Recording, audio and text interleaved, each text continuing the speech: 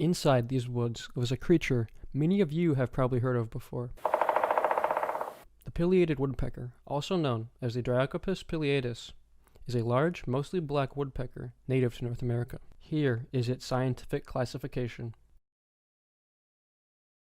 Mark Catesby, an English naturalist, first recorded them in his book The Natural History of Carolina, Florida, and the Bahama Islands, which was published sometime between 1729 and 1732. Catesby gave them the common name of the larger red-crested woodpecker. However, in 1758, the Swedish naturalist Carl Linnaeus updated his book Systema Naturae and coined the scientific name Picus pileatus, pileatus meaning capped, which is how it got the name pileated woodpecker. The pileated woodpecker's conservation status is currently least concern, the lowest level, and although they don't migrate, they are included in the Migratory Bird Treaty Act of 1918, making it illegal to pursue, hunt, take, capture, kill, or sell them without a waiver. They inhabit deciduous forests in eastern North America, the Great Lakes, the boreal forests of Canada, and parts of the Pacific coast. They prefer mature forests and heavily wooded parks, specifically areas with large, mature hardwood trees. They also inhabit smaller woodlots as long as they have a scattering of tall trees.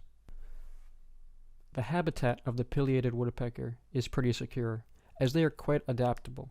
You may have even seen some in your backyard if you live in a wooded area.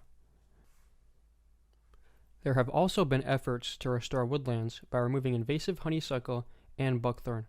This seems to benefit them, as the removal of brush and shrubbery facilitates their foraging on the ground and in the lower stratum.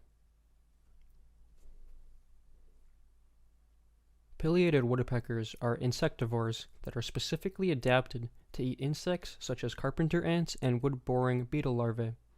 They use their strong, powerful beak to make holes in trees, and they use their long tongue to get ants out of the tree, almost like an anteater. And, as you can see, the holes can get pretty big. But they don't only eat insects. They eat fruits, nuts, and berries as well. Here is the food chain for a pileated woodpecker, which is a secondary consumer. The pileated woodpecker eats a carpenter ant, which is a primary consumer, which the ant eats the goldenrod, which is a producer. And the pileated woodpecker gets eaten by the sharp-skinned hawk, which is a tertiary consumer. They don't only put holes in trees to find food. They also make their nests in trees too. The male makes a nest in a dead tree, usually with multiple entrances. Their nest attracts a female in April, who then lays 3 to 6 eggs.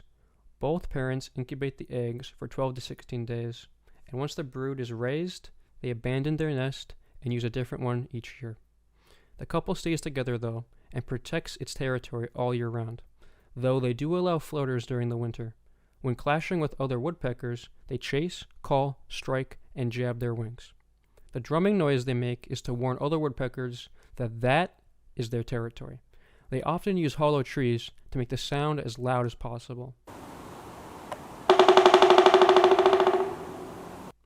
When drumming, they perform a burst of 10 to 30 pecks in under a second.